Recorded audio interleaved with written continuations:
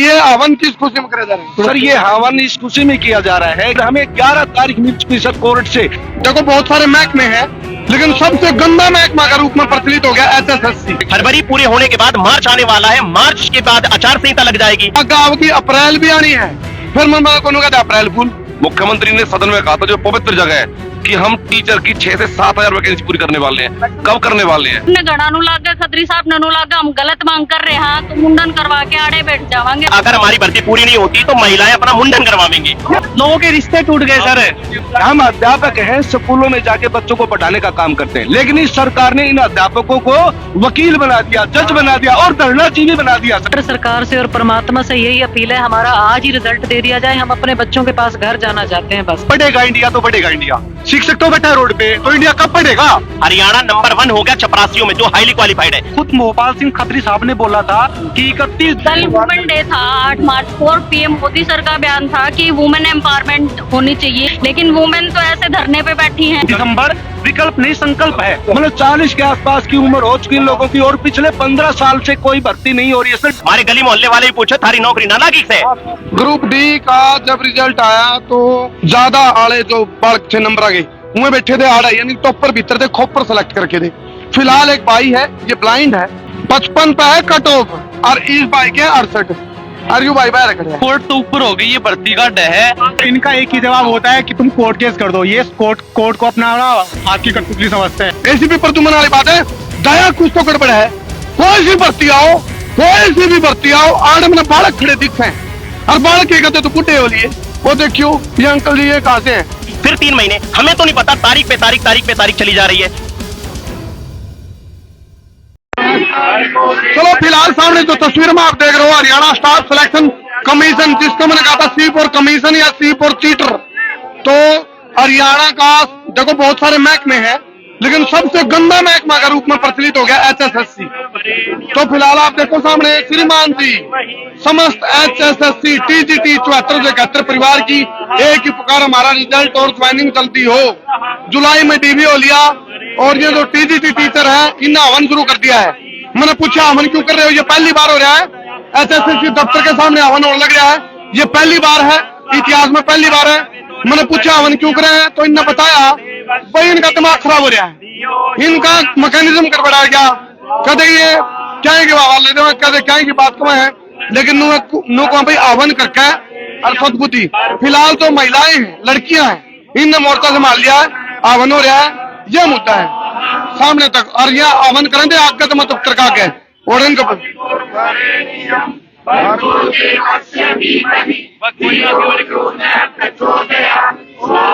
एक मिनट भाई, इसमें भी वेट हो जाएगा, ये ब्रेक लग दिया थोड़ा, क्योंकि जो मुद्दा आप लोगों ने देखो हवन कर दिया जी। ये हवन किस खुशी में किया जा रहा है सर? ये हवन इस खुशी में किया जा रहा है कि हमारी भर्ती 1 साल से TGT 7471 की भर्ती पिछले 1 साल से लंबित है। फरवरी में नोटिफिकेशन आया था, अप्रैल में एग्जाम हो लिया था, जुलाई में डॉक्यूमेंट वेरिफिकेशन का काम कंप्लीट हो चुका था और उसके बाद इन्होंने ये कहा था कि आपकी भर्ती का प्रोसेस बड़ी तेजी से हमने चलाया है। पहले तो ये कह रहे थे कि 30 जून को आपका रिजल्ट दे देंगे 2023 में, हम वो भी इंतजार हम कर रहे थे। उसके बाद कुछ लोगों ने इस भर्ती पे केस कर दिया। किन ने कर दिया? एक्सपीरियंस को लेके, कि प्राइवेट स्कूल का एक्सपीरियंस जिन लोगों का था उनने केस कर दिया कि हमें इस भर्ती में परमिशन दी जाए और हमें भी 4 नंबर दिए जाए, जबकि सरकार की ये गाइडलाइन स्पष्ट है कि वो प्राइवेट स्कूल के एक्सपीरियंस को मान्यता नहीं देंगे और उनको उम्र में वरीयता दी गई थी। और उन लोगों ने ये पूरे नोटिफिकेशन पढ़ने के बाद ही फॉर्म अप्लाई किया था। ठीक है सर, उन लोगों के नंबर बहुत कम आए तो उन लोगों ने ये मतलब केस डाल दिया कोर्ट के अंदर, माननीय कोर्ट के अंदर। उसके बाद एक केस और डाल दिया, ये जो 5 नंबर सोशियो इकोनॉमिक के 5 नंबर का मुद्दा भी कि इन मतलब कुछ लोग ये कह रहे कि 5 नंबर लेके और जो खास मेरिट में है उन लोगों को वो नीचे डाले, तो ये 5 नंबर का मुद्दा आ गया। हमने सर ये कहा है कि चाहे 5 नंबर का मुद्दा हो चाहे 4 नंबर का मुद्दा हो, हमारी भर्ती आप 5 नंबर 4 नंबर हटा के जो जिन लोगों का 5 नंबर से 4 नंबर से कोई लेना देना नहीं है उन लोगों का आप रिजल्ट जारी कर दो और हम अपने स्कूलों में जाए, ताकि बच्चों को उचित शिक्षा मिल सके। स्कूलों में बच्चे नहीं है और टीचर सर रोड के ऊपर बैठे। ये 5 और 4 का चक्कर में घुमा रखे भाई। फिलहाल आप देखो एक चीज मैं पूछना चाह रहा था, धुआं और तो लिखा करा चढ़ा है को, तो महकमे के ऊपर बार बार आवाज उठे इनकी भर्तियां पे, इनकी ट्रांसपेरेंसी पे, इनकी पारदर्शिता पे, इनका लेट होने पे, इनका सर्वर पे, इनका सिस्टम पे, इनका मैकेनिज्म पे, इनके फार्मूला पे। एक क्रिकेट का मैच में डकवर्थ लुइस फार्मूला है, डकवर्थ लुइस, और उसमें जितनी हुई टीम भी हार से है, तो यू डकवर्थ लुइस वाला तारगल भी खेला कर रखेगा। इसे देखो, ये बच्चा है गोद में, छोटा बच्चा है इनकी बहन जी की गोद में। कहाँ से आए हो आप? अच्छा अच्छा, देखो ये देखो आप, ये देखो भाई, छोटे छोटे बच्चे भी साथ में हैं। और ये कब हुई थी एग्जाम, कब हुई थी आप लोगों को? ये हमारा अप्रैल मई में हमारा एग्जाम हो चुका था सर, 23 में ही। हाँ, उसके बाद 30 जुलाई में डीबी हो चुका सर। उसके बाद हमें 11 तारीख मिल चुकी सर कोर्ट से, 15 तारीख पे तारीख, और वह सुनवाई तक नहीं होती है, बहस तक नहीं होती है। हम बार बार यही अपील करते हैं एजी साहब से, माननीय खत्री साहब से, माननीय राजेश जी खुल्लर साहब से, हम बार बार 10 बार मिल चुके हैं। देखो महकमा एक तो तब जानबूझ के बोला सोंदन तो जगह है, जगदन की जगह है, ये जानबूझ के गड़बड़ चल रही है या इनकी क्लरिकल मिस्टेक है? महकमा अच्छा या गंदा? नहीं, महकमा मैं सर गंदा नहीं कह सकता, ये हमारे माई बाप है, ये हमारे माई बाप है। सरकार बिना खर्ची और बिना पर्ची के हिसाब से भर्ती कर रही है, हम उसी पैटर्न पे अपनी भर्ती को कंप्लीट करवाना। राजी बोल के काम करवा देता हम अपना। नहीं, राजी की बात, राजी बोले। हमारी भर्ती पे 4 टोटल केस थे। 4 केस में पहला केस एक्सपीरियंस वाला केस था, दूसरा केस सोशियो इकोनॉमिक का केस था। जब तक ग्रुप डी का रिजल्ट नहीं आया था और हम अंदर जाते थे तो हमें ये कहते थे तुम्हारी भर्ती पे एक्सपीरियंस पे स्टे है, तुम्हारे पे सोशियो इकोनॉमिक पे स्टे है। जैसी 95 से इन्होंने रिजल्ट निकाल दिया, जब हम जाने लगे तो अब ये लोग कहते हैं कि एच टेट पे आपका स्टे है। एच टेट का 2015 का जो मुद्दा है वो तो पहले ही सॉल्व हो चुका है, उसके ऊपर नए नए केस तो लगातार होते जा रहे हैं, लगातार होते जा रहे हैं। केसों के लिए हमने थोड़ी पढ़ाई करी थी, हमने तो पढ़ाई इसलिए की थी ताकि जल्द से जल्द हमारा रिजल्ट आ सके, हम स्कूल में पहुंच सके। हमने सारी एजुकेशन क्वालिफिकेशन कंप्लीट करी। हमारी क्या गलती है? हमने फरवरी में नोटिफिकेशन आया, उसके हिसाब से हमने अपनी नौकरी छोड़ के तैयारी करनी स्टार्ट करी। अप्रैल में हमारा पेपर हो लिया, जून में हमारी डीबी हो ली, और सरकार ने तो यहां तक चेयरमैन साहब की स्टेटमेंट थी कि 30 जून तक भर्ती पूरी हो लेगी। उसके बाद उन्होंने भरोसा दिलाया कि आप चिंता ना करो, 15 सितंबर तक आपकी भर्ती पूरी हो लेगी। उसके बाद 15 नवंबर तक की बात चलने लगी, 31 दिसंबर तक की बात चलने लगी, और धीरे धीरे करते करते ये फरवरी आ लिया। और अगर अब भी फरवरी से अब हम फूल भी आने वाला है थोड़े दिन में, अप्रैल फरवरी पूरे होने के बाद मार्च आने वाला है, मार्च के बाद आचार संहिता लग जाएगी, फिर 3 महीने। हमें तो नहीं पता, तारीख पे तारीख चली जा रही है। ग्रुप डी से पहले, मतलब कुल मिलाकर के ये हमें उलझाया जाता है। हम इधर जाते हैं एचएससी के अंदर तो बोलते हैं कि आपका स्पेस स्टे है, हम कहीं और महकमे पे जाते हैं तो वो कहते हैं स्पेस स्टे है। तो ये स्टे वाला पैटर्न हमें नहीं समझ में आता, और कोर्ट की तरफ से ये कहा गया कि जब तक रिप्लाई आप फाइल नहीं कर दोगे तब तक आपका स्टे रहेगा। रिप्लाई तो 6 महीने पहले फाइल हो चुका है, उसके बाद 10 सुनवाई हो चुकी है अभी तक, और 10 सुनवाई में भी अगर यानी कि स्टे नहीं हटता है तो इस पे किस पे आप उंगली उठाई जाए?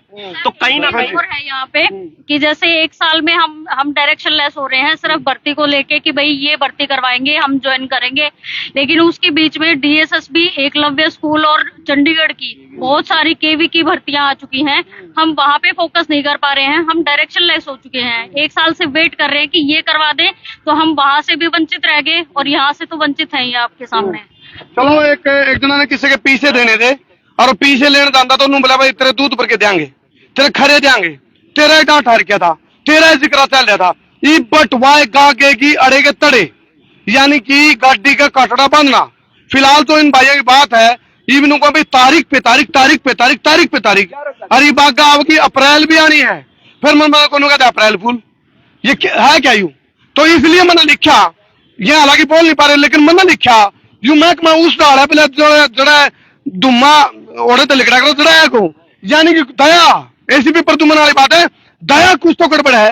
कोई सी भर्ती आओ आड़ में बालक खड़े दिखे हैं, और बालक क्या कहते तो बुढ़े हो लिए, वो देखियो ये अंकल जी ये कहां से हैं, आपका मामला लीजिए में बच्चे के ला रहे होगे, बेटी है।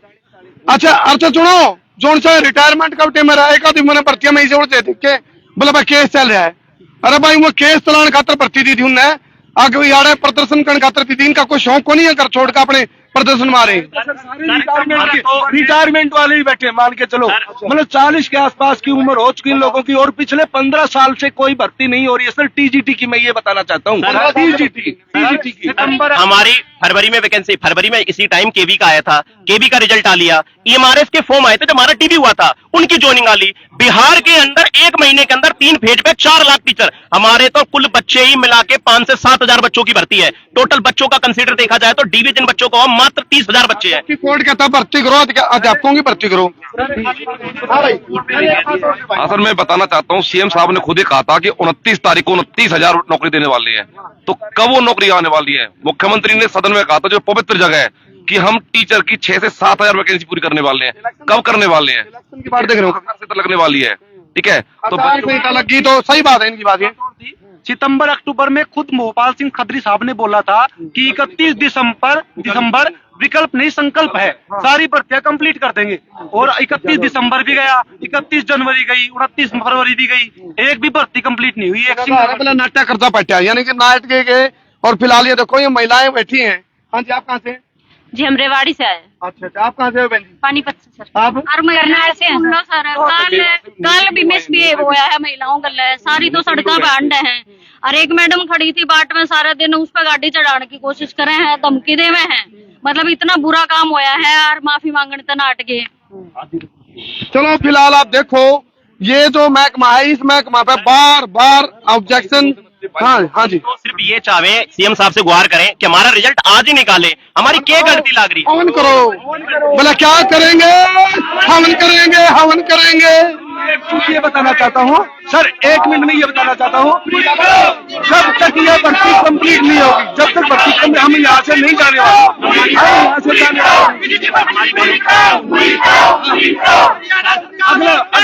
हमारी बहनों का स्टेप ये है कि अगर हमारी भर्ती पूरी नहीं होती तो महिलाएं अपना मुंडन करवाएंगी। देखो, एक मिनट, अरे औस में होंगे भाई, इसी बात तो नहीं, औस में तो होंगे नहीं, औस में तो पाऊंगे मेरे ख्याल से, लेकिन नीत के ऊपर बात ऐसा है। एक अवनाड़ा चल रहा है भाई, आप गायत्री मंत्र के बाद बोलना। हाँ भाई, गायत्री मंत्र का मतलब है भगवान हमें सद्बुद्धि दे दे। तो ये सद्बुद्धि HSSC डिपार्टमेंट के जितने कर्मचारी हैं उनको दी जा रही है, लेकिन एक आड़े है अवन, वो सद्बुद्धि का एक अवन उड़ा है पिक्चर, उसके ये तरते ना कंधे हो। लेकिन मैंने कहा था, मैं बिना रुके, बिना चुके, बिना थके, बिना पीके, बिना पके, बिना डरे, बिना दबे, बिना हटे पे बाग पत्रकारिता करूंगा। मैं लोगों एक अवन भीतर चल रहा है, वो भ्रष्टाचार का अवन है। और उसने कहा इसको, हाँ जी, उठा गोने आड़ सर जे सरकार ने घड़ा नु लागे, खत्री साहब ने नु लागे, हम गलत मांग कर रहे हैं तो मुंडन करवा के आड़े बैठ जावांगे। जब तक भर्ती नहीं होगी तो इनके हालात बताओ जी, आप बताओ कि भाई क्या करना चाहिए। 1 साल हो गया, हमने सारी जितनी जो अपनी जॉब थी वहाँ छोड़ के बैठे हैं हम, और आड़ बैठ के सड़का पान लाग रहे हैं, तो क्या मतलब है इसका? फरमाई डेट भी लिख हो गई कहीं तो हम चाह रहे हैं भगवान को सद्बुद्धि दे और इन्हें हवन कर रहे हैं भगवान।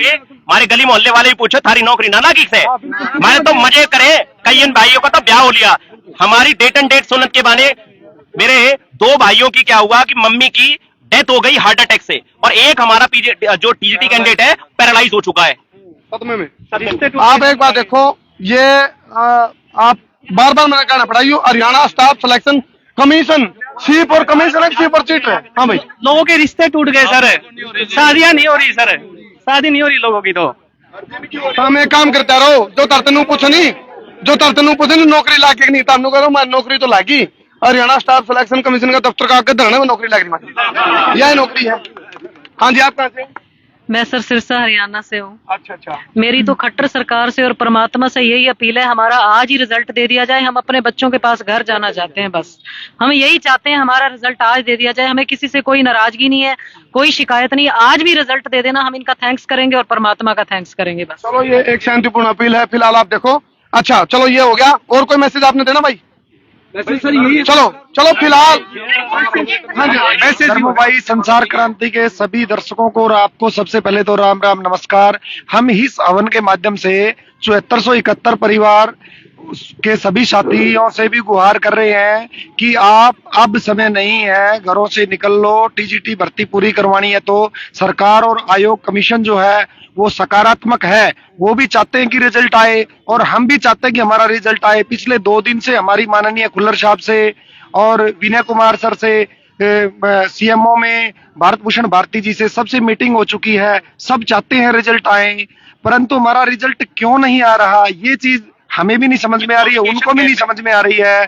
मतलब कुछ मिसकम्युनिकेशन गैप है सर, जिसको हम ये सारे कम्युनिकेशन गैप है। दरअसल क्या है कि बच्चे जो है ना, एक लीगल टीम ना बन करके ना सही से काम नहीं हो पा रहा है। हमें बोला जाता है कि अदालत में काम नहीं हो रहा है, या फिर ये कहा जाता है कि आप वहां जाके सीएमओ में काम करवाइए। हम तो ये चाहते हैं कि एक पैनल बनाया जाए, और पैनल बना करके आज शाम तक की हमारी मीटिंग करवाई जाए, जिसमें एचएससी के मेंबर, एजी साहब यानी कि लीगल टीम जो वहां पे वो कोर्ट की, और इसके अलावा तीसरी सरकार की एक टीम, और चौथा यानी कि बच्चों का एक पैनल वहां बिठाया जाए, ताकि पूरी पारदर्शिता लाई जाए इस भर्ती के अंदर। आखिर रुकावट है क्या?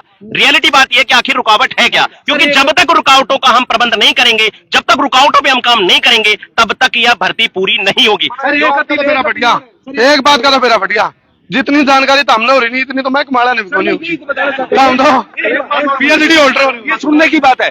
हम अध्यापक हैं, स्कूलों में जाके बच्चों को पढ़ाने का काम करते हैं, लेकिन इस सरकार ने इन अध्यापकों को वकील बना दिया, जज बना दिया और धरनाजीवी बना दिया सर। इन लोगों बना दिया, धरनाजीवी बना दिया। भला मरता क्या नहीं करता? हरियाणा पहला ये कह रहे हैं भला पढ़ेगा इंडिया तो बढ़ेगा इंडिया। शिक्षक तो बैठा है रोड पे, तो इंडिया कब पढ़ेगा?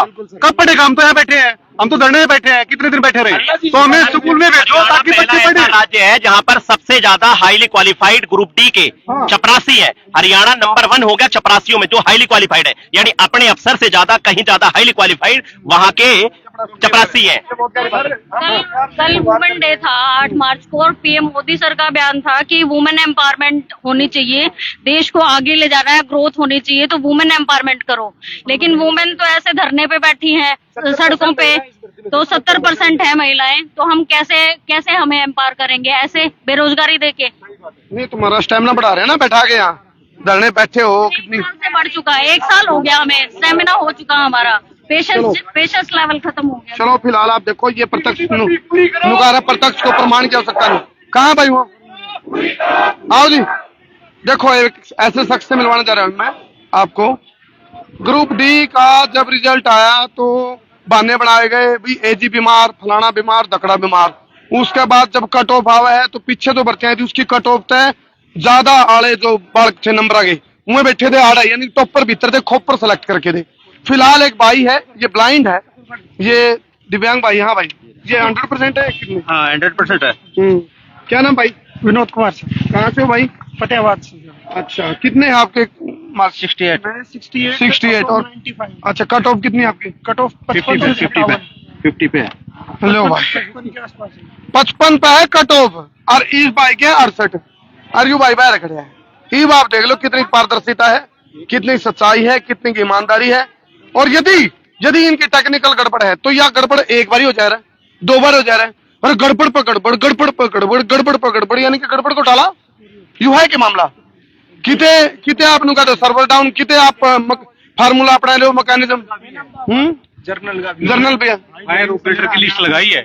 फायर ऑपरेटर के 38 संस्थान मान्य करे थे, उसमें से 10 संस्थान के मालिक ने लाइव आके ये कहा है कि ये संस्थान हमने कभी इनको अप्रूवल दी नहीं। वो कैसे हो? कल मेरी सेक्रेटरी से बात हुई थी, सेक्रेटरी ने कहा था ये मेरे मामला मेरे संज्ञान में है, मैं इस पे कार्रवाई क्या करेंगे। कौन सी कमेटी बनाई थी? अब जो 10 संस्थान कहीं कभी खुले ही नहीं, उनके मालिक कह रहे हैं इनसे पूछो।